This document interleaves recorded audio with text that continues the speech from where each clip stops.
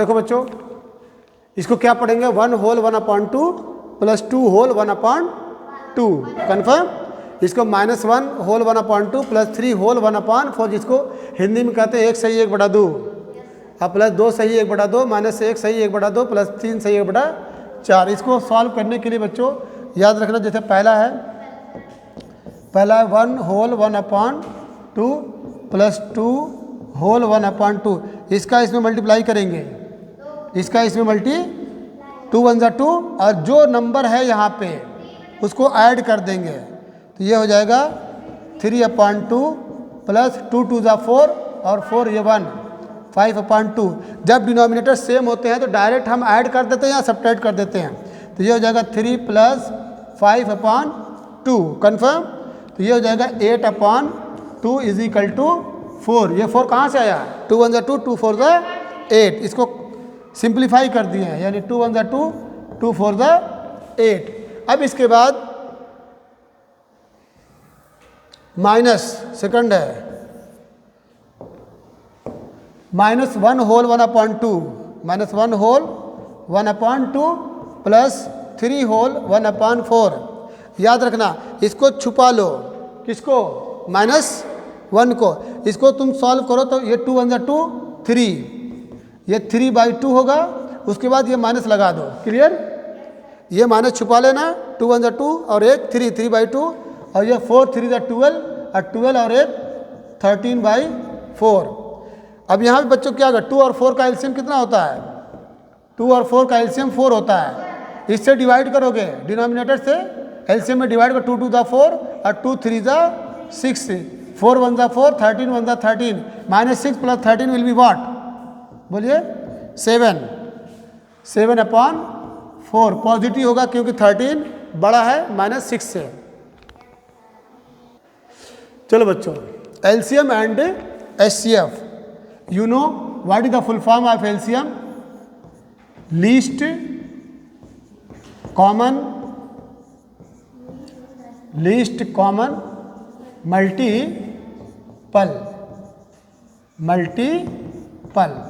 आप इसको lowest common multiple भी बोल सकते हैं, लोवेस्ट कॉमन मल्टीपल। और एचसीएफ इसका है highest common factor, highest common. एक एग्जांपल देख लीजिए, example, suppose that you are given 2 and 4, okay. तो इसका एलसीएम क्या होगा, तो 2 1 2 और 2 2 4 और फिर 2 1 2। एलसीएम में हम ठीक है तब तक काटते जाते जब तक कि नीचे एक एक न हो जाए। अब एलसीएम हो जाएगा बच्चों, LCM is equal to 2 × 2 equal to 4। लेकिन एचसीएफ के केस में ये 2 है 4 है, जो हाईएस्ट है। ऐसा नंबर सोचो जो दोनों को एक साथ काटे, तो 2 है वो, 2 1 2 2 2 अब नहीं काटेंगे क्योंकि ये 1 से कटेगा और ये 2 से कटेगा, तब जाके 1 1 आएगा। तो इसलिए इसका जो एचसीएफ होगा बच्चों, HCF equal to 2, clear. What is additive inverse and what is multiplicative inverse. इसको एडिटिव इनवर्स को योगात्मक प्रतिलोम कहते हैं।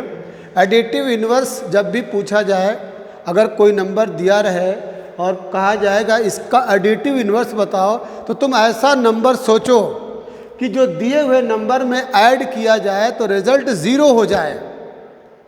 ऐसा नंबर सोचो जो दिए हुए नंबर में तुम ऐड करो तो क्या हो जाए, 0 हो जाए। तो -48 का एडिटिव इनवर्स क्या हो जाएगा, +48 हो जाएगा।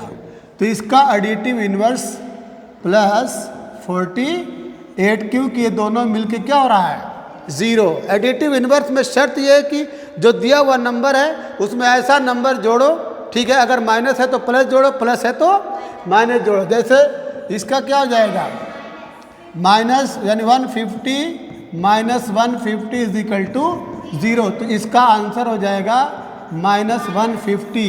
क्लियर। और इसका आंसर होगा +48। अब 3002 का एडिटिव इन्वर्स क्या आ जाएगा? -3002, क्योंकि दोनों मिलके क्या हो रहा है? 0। तो अब पूछा जाए कि what is additive inverse of 3002, तो योर आंसर मस्ट बी -3002। अब -1 का क्या होगा? +1, क्योंकि ये दोनों मिलके 0, और 0 का नहीं होता है। ठीक है, 0। क्लियर? एडिटिव इन्वर्स क्लियर हो गया? नोट कर लो। देखो बच्चों, इसके बाद है मल्टीप्लिकेटिव इन्वर्स। मल्टीप्लिकेटिव इन्वर्स जिसको, ठीक है, गुणात्मक प्रतिलोम कहते हैं हिंदी में। इसमें क्या करना है, अगर कोई नंबर दिया है और कहा जाए कि इसका मल्टीप्लिकेटिव इन्वर्स बताओ, तो तुम ऐसा नंबर सोचो कि जिसको दिए हुए नंबर से अगर मल्टीप्लाई करो तो रिजल्ट 1 आना चाहिए। रिजल्ट 1 आना चाहिए। जैसे 5 दिया है, 5 पहला है आपका 5, तो ऐसा नंबर सोचो जिसको मल्टीप्लाई करो दिए हुए नंबर से तो रिजल्ट कितना आना चाहिए?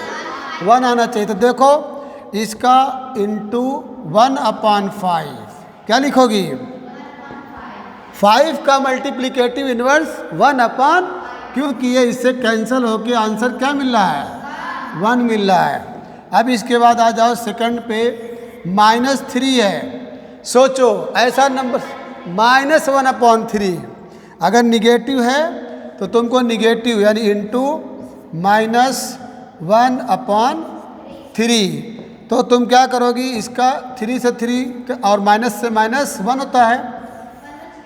क्लियर हो गया? अब बताओ थर्ड पे आ जाओ, 1/2 का मल्टीप्लिकेटिव इन्वर्स 2/1। 1/2 का मल्टीप्लिकेटिव इन्वर्स 2/1। तो ये इससे कटा और ये इससे कटा, आंसर क्या मिला? 1। अब लास्ट है बच्चों -3/2, फोर्थ है -3/2 का मल्टीप्लिकेटिव इन्वर्स, ठीक है, इंटू -2/3, उसी को पलट दोगी। ठीक है, तो अब क्या होगा? ये 2 से 2 कैंसिल, 3 से 3 कैंसिल, आंसर क्या मिला? 1। बस इतना ध्यान देना है कि जो दिया हुआ नंबर है, ठीक है, अगर प्लस है तो पॉजिटिव उसके रिवर्स से मल्टीप्लाई कर दो।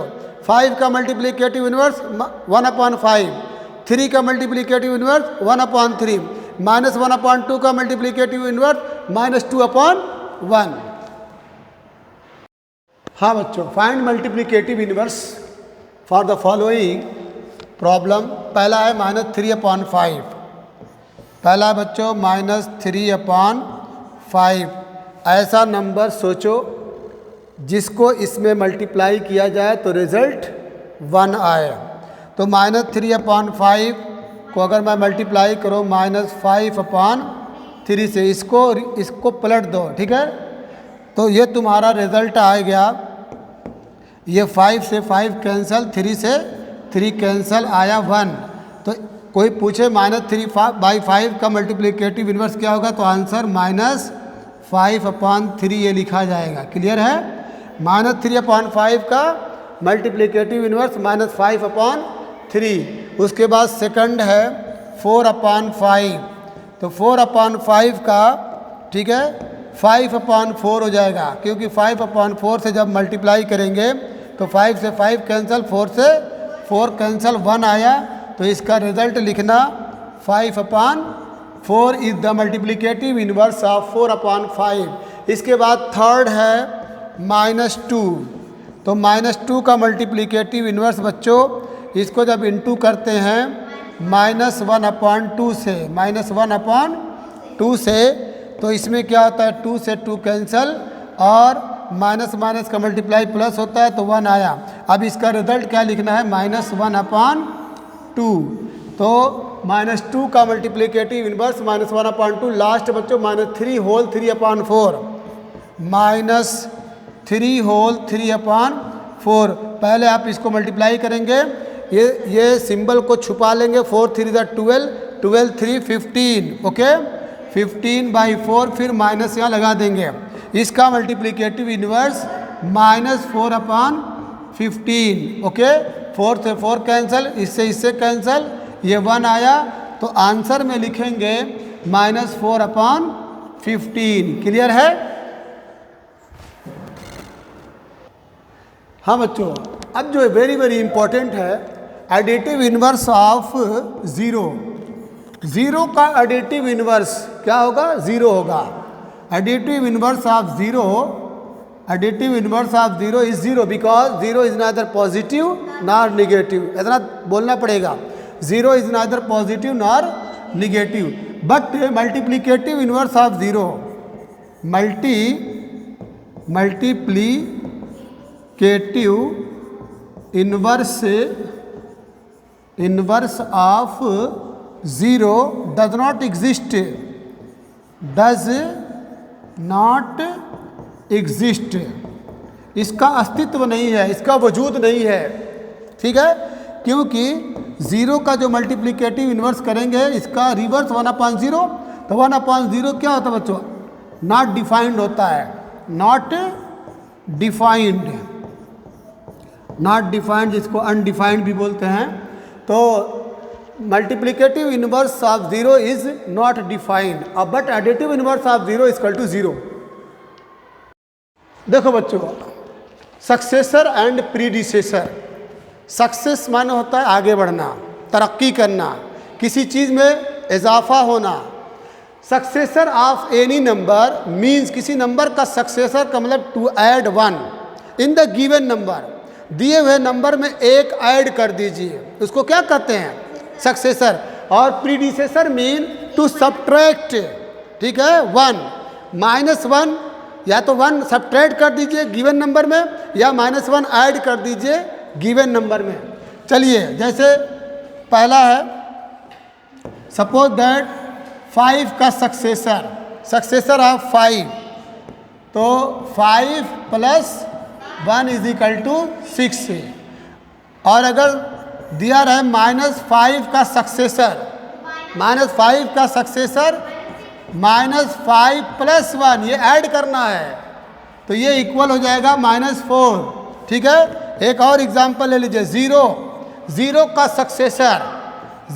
सक्सेसर ऐड करना है 1, भूल रही तुम, = 1। क्लियर है? ये तुम्हारा सक्सेसर। एक और एग्जांपल ले लीजिए, -5 तो हो चुका है। क्लियर? सपोज दैट, ठीक है, -3 है, -3 का सक्सेसर, तो सक्सेसर में 1 ऐड करना है, तो ये -2 हो जाएगा। क्लियर? अब इसके बाद प्रीडिसेसर की बात आ रही है। किसकी बात? प्रीडिसेसर की बात।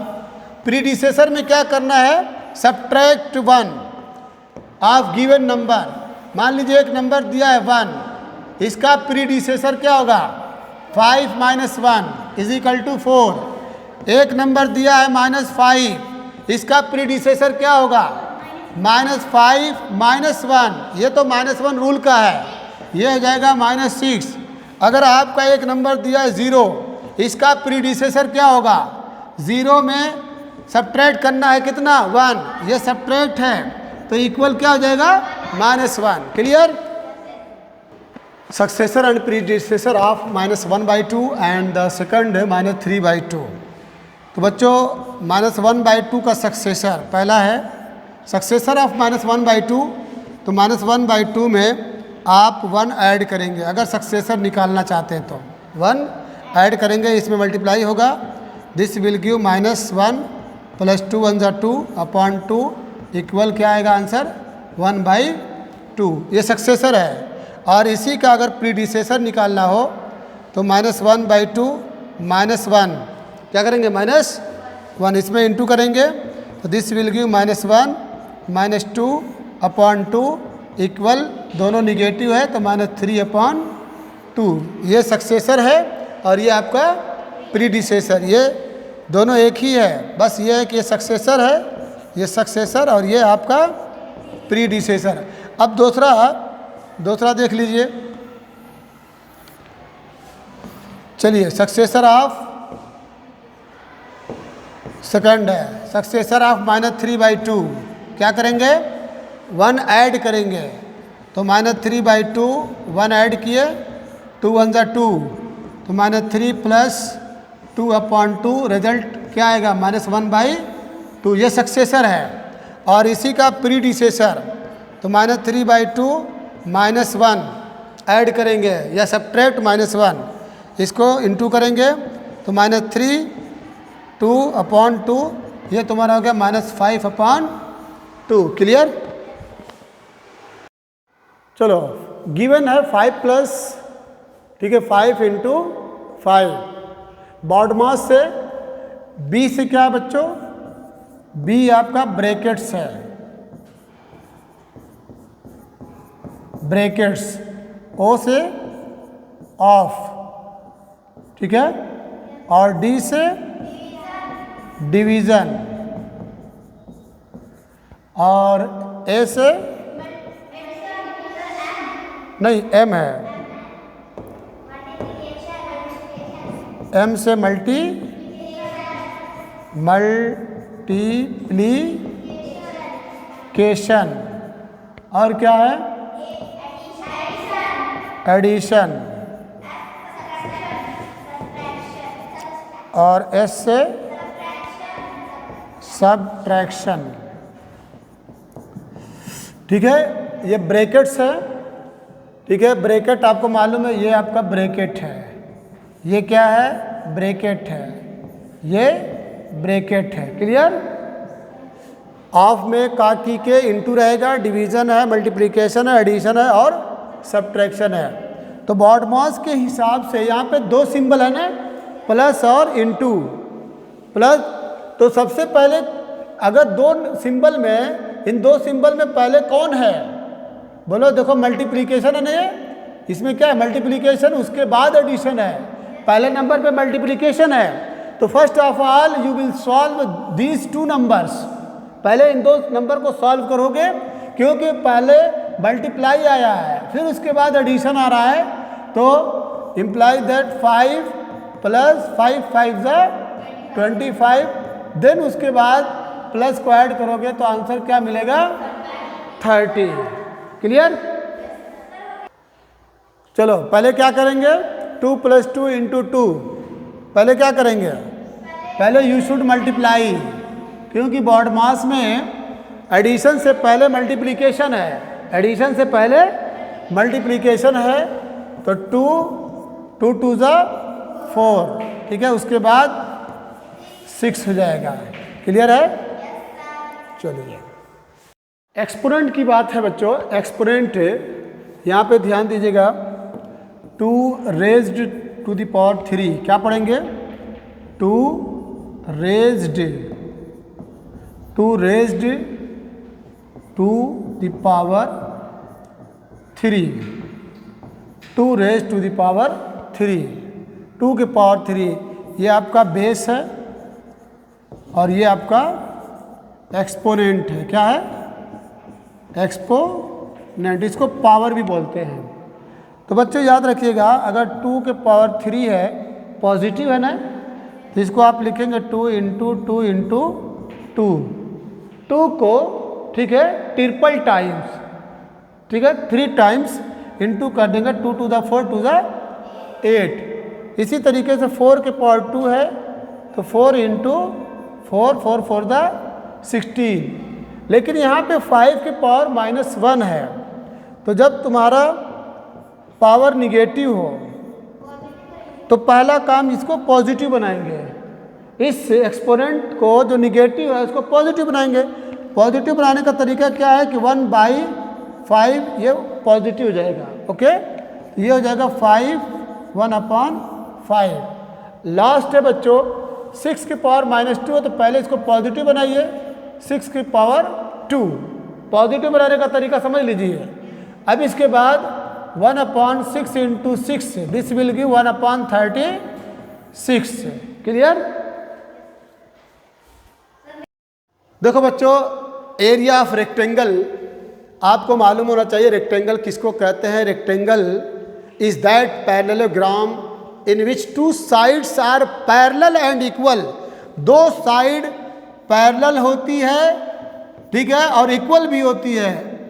ये साइड किसके है, इसके पैरेलल, यानी ए बी जो है, ए बी पैरेलल है किसके, DC के, और AB जो है बराबर भी है किसके, BC के। कंफर्म, AB बराबर DC है और BC बराबर DC है।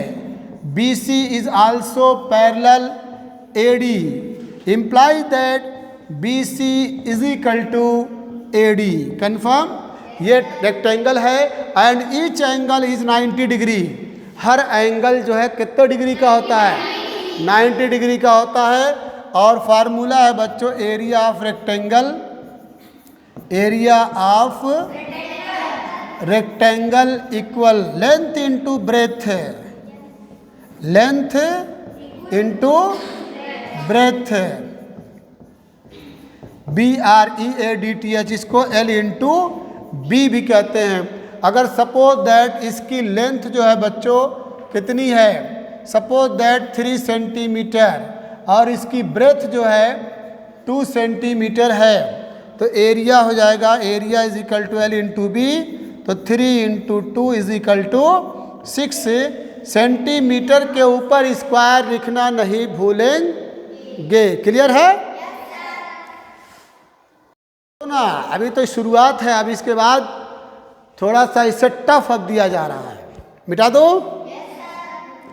क्यों, गुस्सा हो क्या?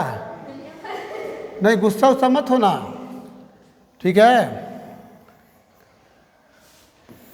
चलिए भाई, ये रहा आपका पहला एग्जाम्पल। उसके बाद दूसरा एग्जाम्पल मैं दे रहा हूं।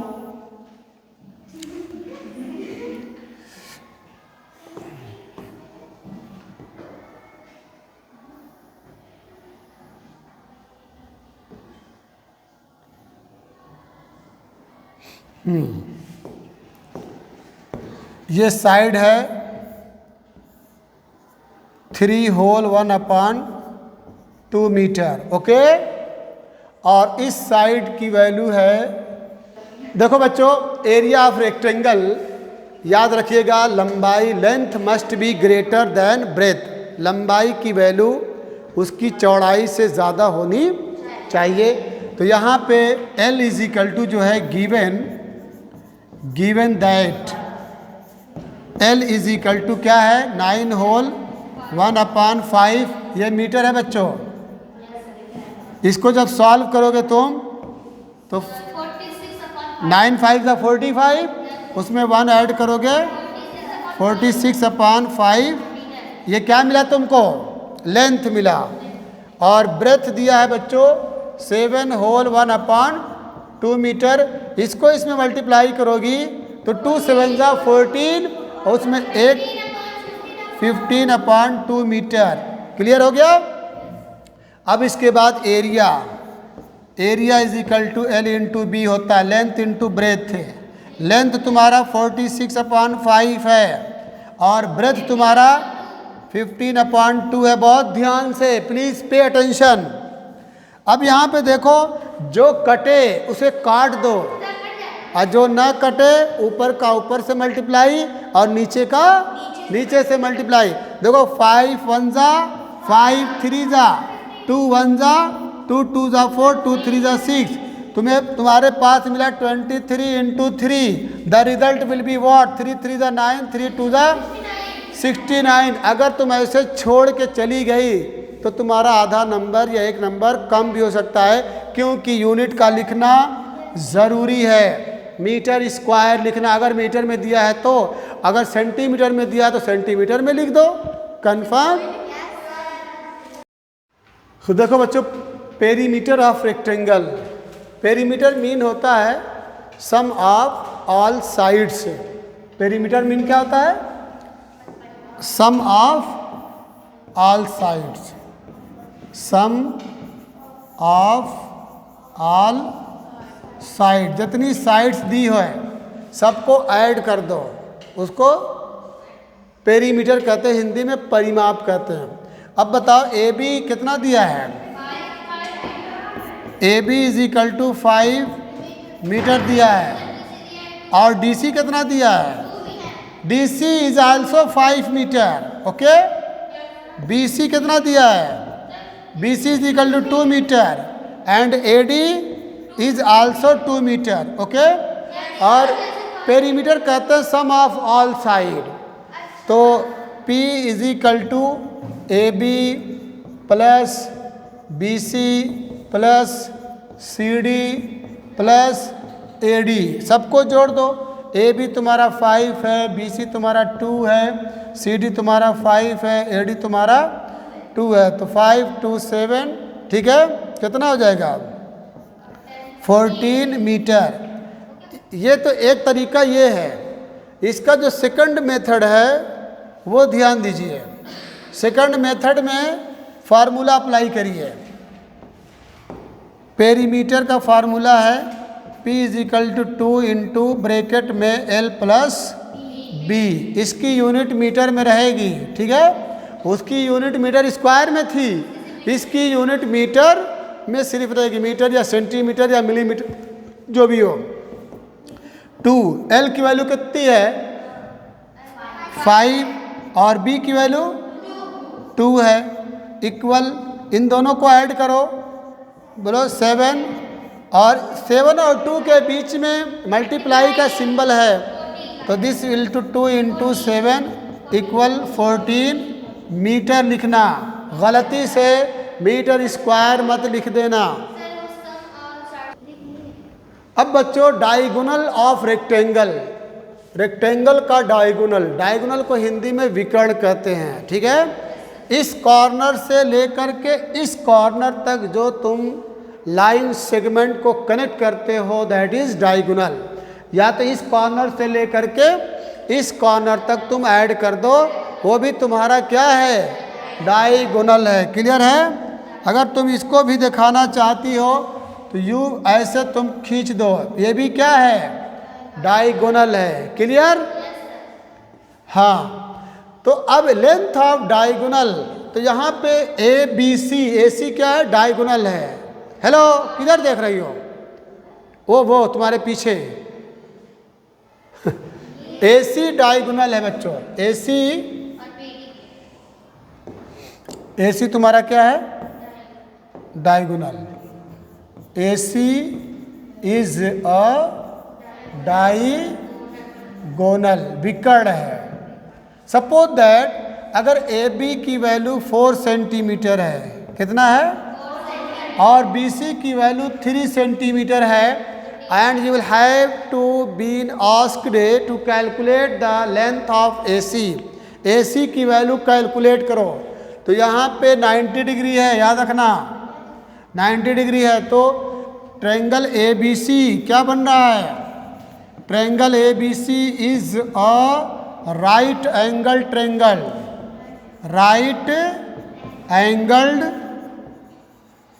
राइट एंगल्ड ट्रायंगल, जिसको हिंदी में समकोण त्रिभुज कहते हैं। Right angle triangle is that triangle in which one angle is 90 degree, जिसमें एक एंगल जरूर 90 डिग्री का होना चाहिए। अब यहीं पे Pythagoras, using Pythagoras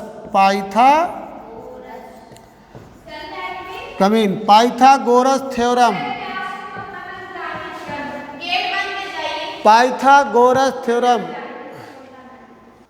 Pythagoras theorem बोलती है बच्चों कि हाइपोटेनस का square is equal to perpendicular का स्क्वायर प्लस बेस का स्क्वायर।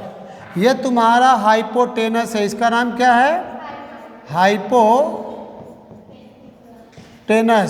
जिसको हिंदी में कर्ण कहते हैं। क्या कहते हैं, कर्ण कहते हैं, ठीक है। और ये तुम्हारा परपेंडिकुलर है, एल्टीट्यूड भी बोलते हैं, जिसको लंब कहते हैं। ये तुम्हारा बेस है, जिसको आधार कहते हैं। तो according to Pythagoras theorem, hypotenuse का स्क्वायर h का स्क्वायर इक्वल्स परपेंडिकुलर का स्क्वायर, ठीक है, परपेंडिकुलर का स्क्वायर प्लस बेस का स्क्वायर, शॉर्टकट में लिख दिया, ओके। तो h का स्क्वायर मीन्स AC का स्क्वायर इक्वल AC का square is equal to BC का स्क्वायर और प्लस AB का स्क्वायर। तुम ऐसे भी लिख सकती हो AC का square is equal to AB का स्क्वायर प्लस BC का स्क्वायर। बहुत ध्यान से देखना, वेरी वेरी इंपॉर्टेंट है। तो दिस विल गिव AC का स्क्वायर इक्वल बी सी कितना है बच्चों? 3 का स्क्वायर, और ये कितना है AB? 4 का स्क्वायर। तो 3 का स्क्वायर क्या होता है? 9 होता है, और 4 का स्क्वायर 16 9 25। तो AC का स्क्वायर तुमको मिला, AC का स्क्वायर इज इक्वल टू 25। तो this will give the final result, AC is equal to root 25, its value is 5 centimetre. It is the length of diagonal, यही डायगोनल की लेंथ है। समझ में आई बात? यही डायगोनल की लेंथ है। अब AC की वैल्यू आपको मिल गई, यहाँ से लेकर के यहाँ तक वो कितना है? 5 सेंटीमीटर। हाँ बच्चों, in this example you are given a rectangle whose length is root 3 centimeter and whose breadth, that is BC, is equal to 1 centimeter. Find the value of AC. तो you already know AC का square is equal to AB का square plus BC का square. AB की value कितनी बच्चों? Root 3, इसके ऊपर square दोगे, और BC। अब यहाँ पे ध्यान देना, बहुत इम्पोर्टेंट है। हाँ, अगर किसी स्क्वायर के ऊपर, किसी स्क्वायर रूट के ऊपर अगर मान लो सपोज दैट रूट x है, इसके ऊपर स्क्वायर अगर लगा है तो ध्यान देना, अगर रूट है स्क्वायर है तो सब भूल करके खाली x लिख दो। पॉइंट टू बी नोटेड, सब भूल करके, देखो छोटा सा लिख गया ये, x लिख दो। अगर मैं लिखूं रूट y, ध्यान दो, और उसके ऊपर अगर स्क्वायर लिखा है तो क्या हो जाएगा? In the same way if you are given root 2 raise to the power 2 तो क्या लिखोगे? 2। Very good. और अगर रूट 3 इसके ऊपर स्क्वायर लिखा है 3। समझ में आया? तो अब इसके बाद यहां पे देखो, रूट 3 के ऊपर स्क्वायर है तो ये क्या हो जाएगा? 3, और 1 का स्क्वायर 1, तो ये इक्वल कितना हुआ? 4। अब AC का स्क्वायर, AC का स्क्वायर इज इक्वल टू 4 है, तो imply that AC will be what? पहले तो होगा रूट 4, अब रूट 4 की वैल्यू क्या होगी? 2 centimetre. The value of AC will be 2 centimetre. देखो बच्चों, क्वेश्चन ये है कि ABCD is a rectangle whose length is 2 centimetre and breadth is 1 centimetre, जिसकी लंबाई 2 सेंटीमीटर है और चौड़ाई 1 सेंटीमीटर है। क्वेश्चन ये है कि what will be the value of AC, what is the length of AC। You already know that ABC is a right angle triangle. ABC एक क्या है? राइट एंगल ट्रेंगल है। ये आपका एक समकोण त्रिभुज है। इस समकोण त्रिभुज में पाइथागोरस थ्योरम है कि AC का square is equal to AB का स्क्वायर प्लस BC का स्क्वायर। तो AB is given what? 2 raise to the power 2, BC 1। Clear? हाँ 1 है, 10 नहीं है, वो सेंटीमीटर लिखा है। अब ये 2 2 4 प्लस 1 इज इक्वल टू क्या हो जाएगा? 5। अब यहाँ पे ध्यान देना, AC का स्क्वायर इज इक्वल टू अगर 5 है तो this will give the final answer, AC will be root 5। अब बच्चों रूट 5 आपसे पूछा जाए कि क्या 5 जो है रूट्स के बाहर आ सकता है? नहीं आ सकता। कोई ऐसा नंबर नहीं है जिसका स्क्वायर करे तो 5 आ जाए, कोई ऐसा नंबर नहीं है। तो जब ऐसा कोई एग्जाम्पल आपके सामने पेश किया जाए कि रूट के अंदर अगर कोई ऐसा नंबर है जिसमें किसी का स्क्वायर करने पे वो आ जाए, तो ऐसे नंबर को हम इरेशनल नंबर कहते हैं। क्या कहते हैं? इरेशनल नंबर कहते हैं। याद रखना, ये आपका क्या है? इरेशनल नंबर है। क्लियर? अभी तक तुमने देखा था कि रूट 4 आ रहा था, तो रूट 4 की वैल्यू क्या थी? 2 थी, क्योंकि 2 को 2 में मल्टीप्लाई करने पे क्या मिल रहा है? 4। अगर मैं यहाँ पे दे दूँ रूट 9, तो इट्स वैल्यू विल बी 3। तो ये सारे नंबर, कोई पूछे रूट 4 और रूट 9 ये रेशनल है कि इरेशनल है, तो क्या बोलोगी? ना, रेशनल है। वो नंबर क्या है?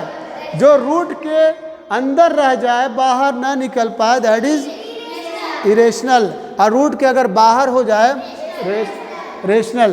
तो रूट 4 इज इक्वल टू 2, तो ये आपका रेशनल है। रूट 9 इज इक्वल टू 3, ये आपका रेशनल नंबर है। But root 5 and root 7 and root 3, ठीक है, ये दोनों आपके इरेशनल नंबर हैं, इरेशनल नंबर हैं। क्लियर है? चलिए नोट कर लीजिए इसको। Simple fractions. फ्रैक्शन की डिफिनीशन बच्चों, fraction when a whole object is divided into equal parts, then each of the part is called a fraction of the whole object. whole mean होता है बच्चों complete, पूरा। whole mean पूरा, याद रखिएगा। whole mean क्या होता है? पूरा, ठीक है। तो when a whole object, जब एक कोई पूरा ऑब्जेक्ट हो, कंप्लीट ऑब्जेक्ट हो, मुकम्मल ऑब्जेक्ट हो, is divided into equal parts, उसको बराबर बराबर हिस्सों में बांट दिया जाए, डिवाइड कर दिया जाए, विभाजित कर दिया जाए, then each of the part, तो हर पार्ट क्या कहलाएगा? Fraction of the whole object, उस पूरे ऑब्जेक्ट का फ्रैक्शन कहलाएगा। और फ्रैक्शन इज इक्वल टू होता है numerator upon denominator. Suppose that you are given 5/8, तो 5/8 मीन्स क्या है कि द 5 पार्ट्स से same divided into 8 equal parts. 5 को डिवाइड किया गया है 8 इक्वल पार्ट्स में, 8 बराबर बराबर हिस्सों में। क्लियर? अब इसके बाद हम पढ़ेंगे फ्रैक्शन कितने टाइप्स के होते हैं। Proper fraction, improper fraction and mixed fraction. Proper fraction उसको कहते हैं जिसमें नंबरेटर जो है डिनोमिनेटर से क्या हो? छोटा हो, ठीक है। दैट फ्रैक्शन इन विच, ठीक है, the value of numerator is less than it's denominator. Example जैसे 1/2, 1/3, 2/3। नंबरेटर छोटा होना चाहिए और डिनोमिनेटर बड़ा होना चाहिए, उसको क्या कहते हैं? Proper fraction. और इम्प्रॉपर फ्रैक्शन, ठीक है, जिसमें नंबरेटर, ठीक है, डिनोमिनेटर से या तो बड़ा हो या नंबरेटर और डिनोमिनेटर दोनों सेम हो, ठीक है।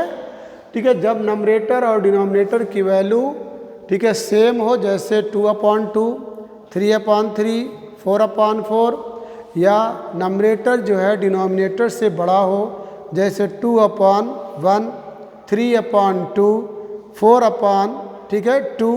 नंबरेटर अगर बड़ा है, डिनोमिनेटर छोटा है, या नंबरेटर डिनोमिनेटर दोनों सेम हैं, तो इस फ्रैक्शन को क्या कहेंगे?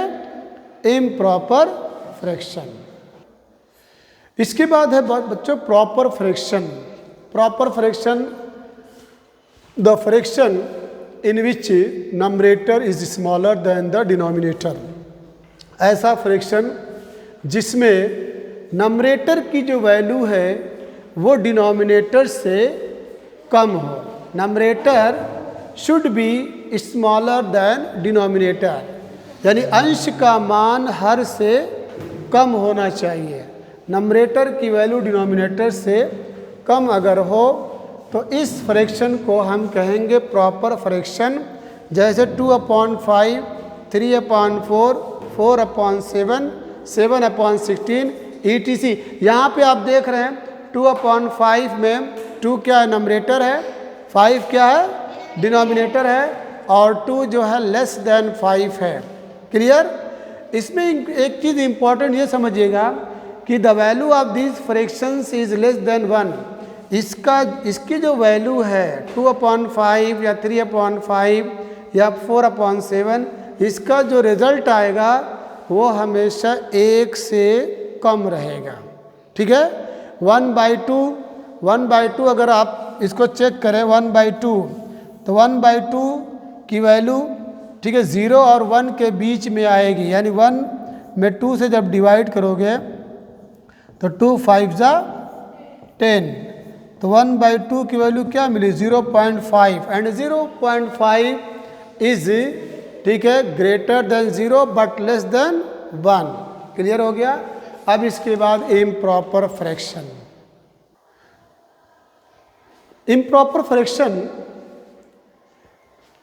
is that fraction in which numerator is either greater than or equal to the denominator। improper fraction उस फ्रैक्शन को कहते हैं जिसमें डिनोमिनेटर की जो वैल्यू है, जो नंबरेटर की वैल्यू है, इस नंबरेटर इज आइदर, नंबरेटर या तो डिनोमिनेटर से ग्रेटर हो यानी बड़ा हो, या डिनोमिनेटर के इक्वल हो। ध्यान दीजिएगा, प्रॉपर फ्रैक्शन में क्या था कि नंबरेटर की जो वैल्यू डिनोमिनेटर से कम होना चाहिए, नंबरेटर डिनोमिनेटर से छोटा होना चाहिए। लेकिन डिनोमिनेटर के केस में, इम्प्रॉपर फ्रैक्शन के केस में, नंबरेटर की वैल्यू या तो डिनोमिनेटर से ग्रेटर हो या डिनोमिनेटर के इक्वल हो। तो यहाँ पे देख रहे हैं आइदर ग्रेटर देन और equal to the denominator is called improper fraction. इसके बाद एग्जाम्पल 7/5, 7 में 7 नंबरेटर है, 5 डिनोमिनेटर है, तो देख रहे हैं 7 जो है 5 से क्या है, बड़ा है, ग्रेटर है। 8 तुम्हारा नंबरेटर है, 5 डिनोमिनेटर है। ठीक है? इसको हिंदी में अंश कहते हैं, हर कहते हैं। अंश का मान हर के मुकाबले में बड़ा होना चाहिए या बराबर होना चाहिए। 9/5, 10/5, पूरे केस में, इस इतने केस में आपका जो नंबरेटर है वो डिनोमिनेटर से क्या है, ग्रेटर है। लेकिन ये केस ऐसा है जिसमें नंबरेटर और डिनोमिनेटर दोनों सेम है। तो differentiation must be on the tips of your tongue. कोई पूछे इम्प्रॉपर फ्रैक्शन किसको कहते हैं, बोलिएगा कि ऐसा fraction, such fraction in which numerator is either greater than और इक्वल टू इट्स डिनोमिनेटर, जिसमें नंबरेटर डिनोमिनेटर से बड़ा हो या नंबरेटर डिनोमिनेटर से छोटा, बराबर हो। नंबरेटर डिनोमिनेटर से बड़ा हो या नंबरेटर डिनोमिनेटर के इक्वल हो, उसको इम्प्रॉपर फ्रैक्शन कहते हैं। एग्जाम्पल आपके सामने है। AB is given √7 centimeter and BC is given √2 centimeter, and to find the value of AC, तो using Pythagorean theorem, AC का square is equal to AB का स्क्वायर प्लस BC का square. AB की value है बच्चों √7 raise to the power 2, BC है √2 rays to the power 2। √7 की value 7 होती है और इसकी वैल्यू 2 होती है, दिस विल गिव 9। AC का square is equal to 9, this will give. AC के बाद ये इक्वलिटी का सिंबल चाहिए, कुछ लोग ऐसे ही चले आते हैं इंटू करके, और जब ये स्क्वायर हटेगा तो ये 9 पड़ेगा। ऐसा ना हो कि स्क्वायर रूट भी लगा दी और यहाँ स्क्वायर मौजूद है, ऐसा नहीं चलेगा। This is equal to 3 centimetre. अब बच्चों अगर मैं इस पे AC की वैल्यू दे दूं और गेट करना है AB या BC, मतलब दो वैल्यू आपको दिया जा रहा है, तो यहाँ पे डायगोनल भी हट जाएगा। फाइंड डायगोनल, हाँ ये हो चुका है।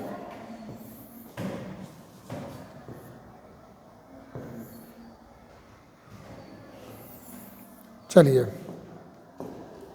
सपोज दैट ये ए है आपका, बी है, इसकी वैल्यू बच्चों सपोज दैट 10 सेंटीमीटर है। कितनी है? 10 सेंटीमीटर है। और सपोज दैट ए बी की वैल्यू जो है वो 8 सेंटीमीटर है। बी सी की वैल्यू गेट करनी है। कंफर्म? तो फार्मूला वही है, यूजिंग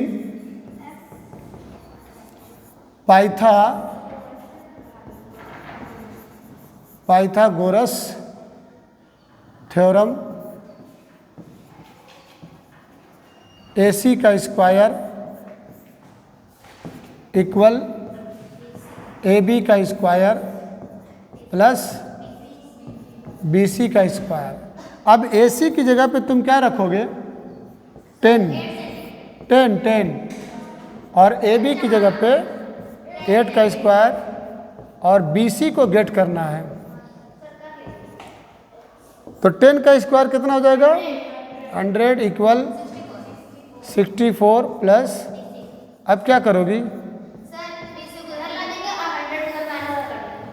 ठीक है, बहुत अच्छा। This will give BC raise to the power 2 is equal to 100 minus 64, this will give 30। तो BC equal √36 is equal to 6 centimetre.